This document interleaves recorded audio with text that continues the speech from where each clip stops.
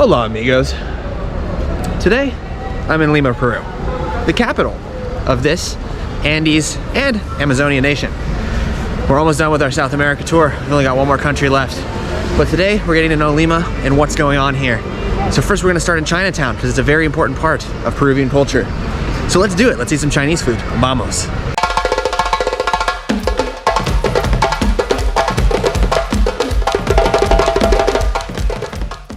So I'm sure you're thinking, why would you take us to Chinatown if you want us to get to know what's going on in Peru?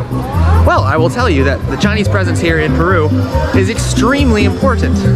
And Peruvian food and its national identity is partly shaped by its Chinese heritage and Chinese mixture. They have a thing here called chifa, which is the mixture between sort of Chinese food and what they call it here in Peru, and Peruvian food, which they kind of make into this criollo, which means kind of like a mix, Creole, in lots of languages. So let's talk a little Peru over some chaufa, or traditional rice dish here in Peru. Let's do it.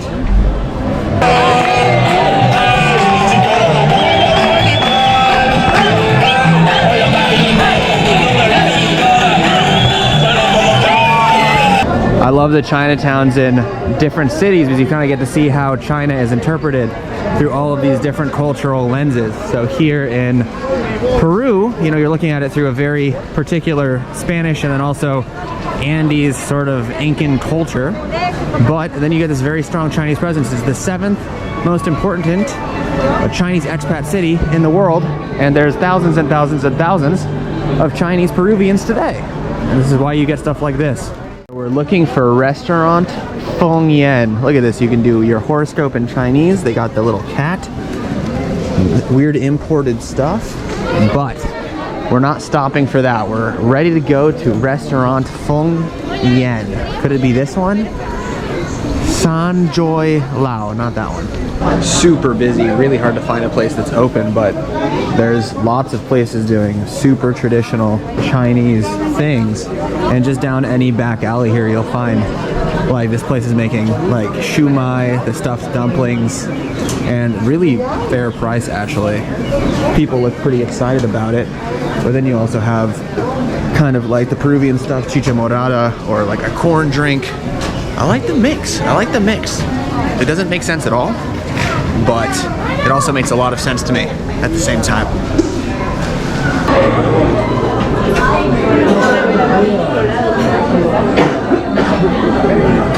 So as we wait for our food, Peru is like the ultimate blended country, and the Chinese thing kind of like goes with this. So basically anywhere you go in Peru, you're confronted where cultures combine. That could be the Incan cultures with the pre-Incan cultures, that could be the Spanish with the Incan, that could be the Chinese with the Spanish with the Incan. Peru is just like this mishmash of things, and whether you're watching the dancing, listening to the music, eating the food, you can definitely see this. Just like, you know, your typical Chinese fare. We've got some rice noodles, some chicken, some you know, some white rice, some various sauces. And you're probably asking yourself, what's Peruvian about this? Well, for one, most of the staff are Peruvian. Most of the people eat this on a pretty daily basis, and it's what people consider Peruvian food. It's not just considered Chinese food. This is pretty normal stuff that most everybody in Peru encounters in a very reasonable, very normal amount of their life. And I think that's what the important part is. I think the Peruvian idea of Chinese food is very similar to the American idea of Chinese food, and a lot of it comes from the first immigrants that came from China, which I believe is from the south. I could be wrong. Don't believe me on that one. But it has become a part of the Peruvian cuisine. And secondarily, here you can also get Peruvian things like Inca Cola, like chicha morada, which is a corn drink made from blue corn, purple corn, and that's all normal. And if you look in here, even though it's a very Chinese place, everyone here is either mixed or just Peruvian. So there you go. Let's go to the Plaza de Armas, the center of Lima, and talk more about what is this country. Let's do it. All right, very full, feeling good. We're back out in the old wild Chinatown. So now we're gonna head to the city center. We'll tell you a little bit about the history and what's going on here in old Peru. So the thing about Peru is that it's a complicated country, but the thing that I love about Lima, its capital city, is that there's always stuff going on. People are happy, people are out, people are doing things, but it is always gray. This gray that hangs over Lima almost the entirety of the year is called La Garua? La Garua. La Garua. And La Garua. All of the year. Not all of the year. It's not all of the year. Half a year. Half a year.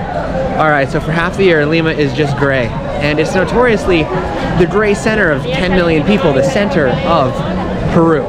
Been all over the country. We were in the south in Arequipa.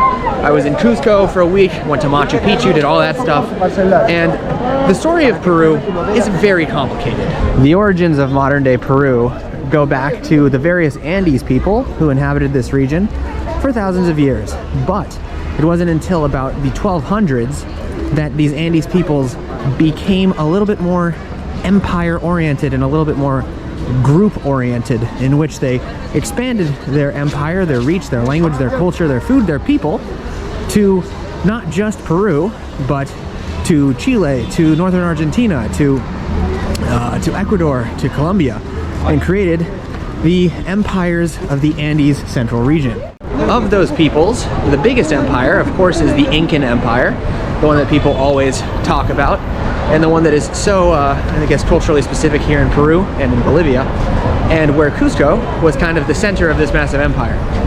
The empire spoke Quechua and many other indigenous languages. They created food, culture, language, dance, all of which you can find here in modern-day Peru. An interpretation of that mixed in with the Spanish heritage that came with the conquistador invasion of, I believe, 1527, when Francisco Pizarro, one of the leading conquistadors, came to conquer Peru.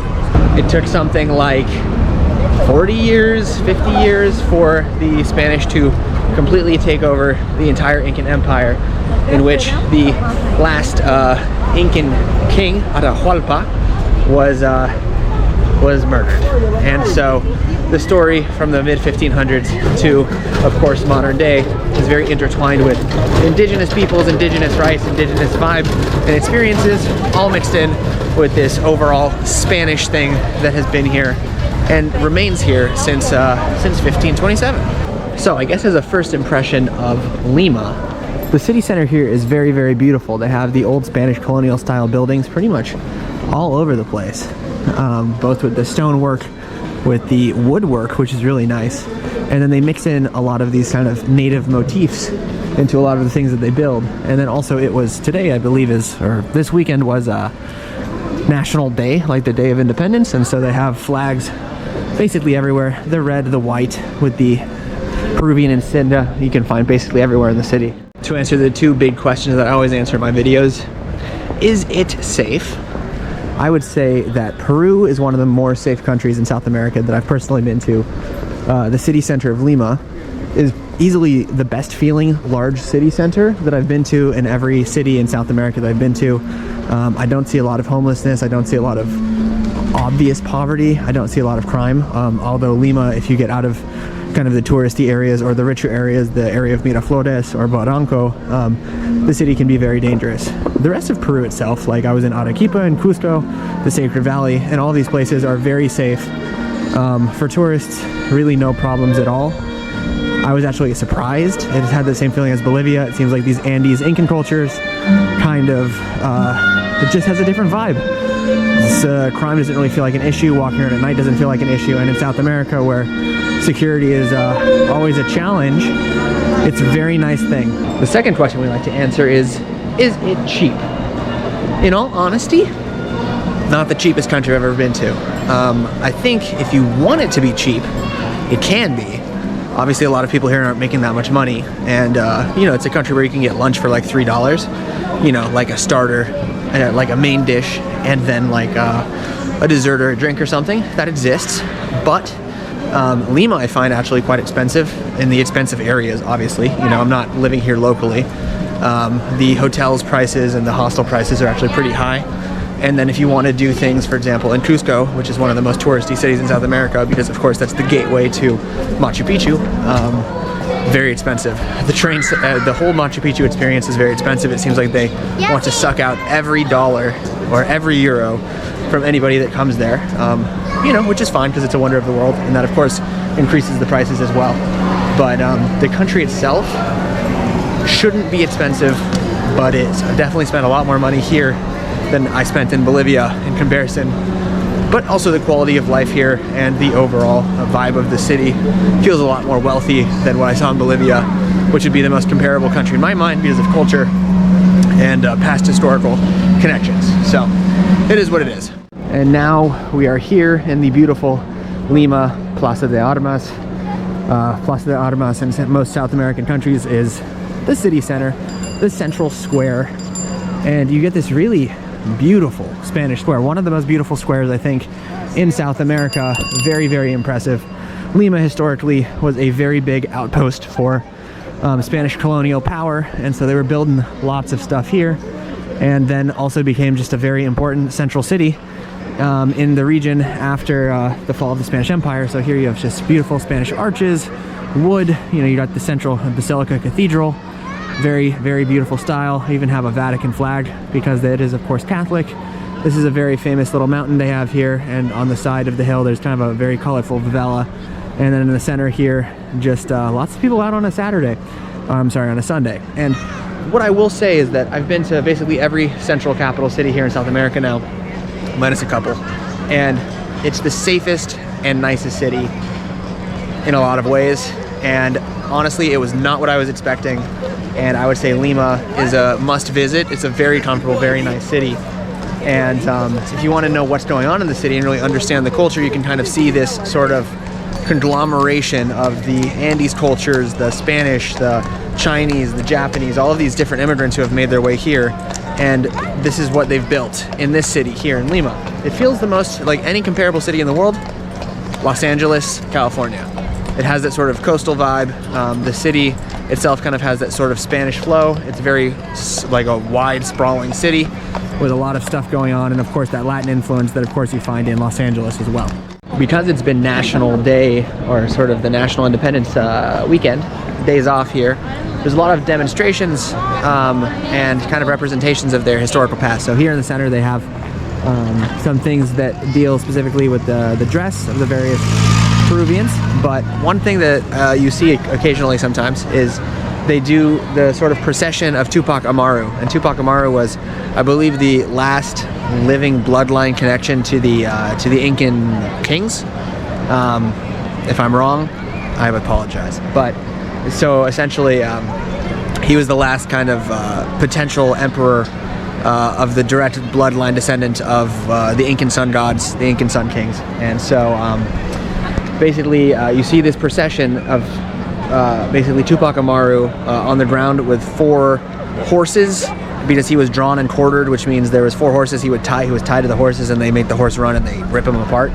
And so you see that a lot of the times in artwork of Peru, and also they have this in these processions where they actually have a guy, and instead of the horses being real horses, because that's of course very dangerous, you guys can see in the picture here, the horses are actually people, and he's being drawn and quartered and walked through the procession. So Peru has a very gnarly history with a lot of bloodshed and a lot of particularly dark things, because this was of course the center of an empire that experienced the brutal basically dismantling by the Spanish Empire, and the subsequent punishment of those people through various systems, especially the Mita system, which was this system that was used both by the Incas and by the Spanish, which was basically like indentured servitude or slavery to build certain things throughout the empire. And that was something that the Peruvian government really wanted to overcome and take away once the Spanish left. I think besides the historical stuff, I think modern Peru has a lot to offer as far as interesting history. And one would be that Peru had one of the first fully Asian presidents in South America. They had a Peruvian president who was fully Japanese, and it was a big step because Peru has been trying to overcome this sort of Spanish background, and they've also been trying to kind of change the shape of their society as they have more immigrants and kind of be more representative. So electing him was very interesting, but unfortunately he was not the best president, was known for being quite the embezzler. So now he's actually in prison at the moment. His name is right here for those of you that need to know. I think as a sort of final note, modern Peru is, I think, in a way, a lot like Thailand. They absorbed a lot of things from powers that were here or powers that were near. Of course, Thailand was never colonized, I'm not saying that, but they absorbed what they had to do. They preserved part of their culture while absorbing new cultures. Their economy is heavily based in tourism, and so anywhere you go, that's kind of like the thing. It's much more kind of expensive and international than a lot of the countries around it, whereas Thailand gets a lot of international tourists, and that's kind of the whole thing. And I think that it's modernizing quickly, but it still has a lot of old school traditional things, like even here in Lima, you can see women dressed in their traditional clothing. If you come over here, of course, they have the exhibition where they have that sort of cholita culture where the people have the traditional dress with various colors, with the blacks, with the very nice Andes designs. Just like Thailand still has their traditional dress, and if you go to the villages, it's very traditional, but you come to the big cities and people are modern, speak a lot of languages, and are very international. So I think Lima, Peru, and Bangkok, Thailand, in a very strange, connected way, are very similar, and the countries of Peru and Thailand are experiencing kind of this modern growth into sort of from a developing nation into a more modern country, while retaining their very specific cultural background and heritage that's very important to the countries that they are today.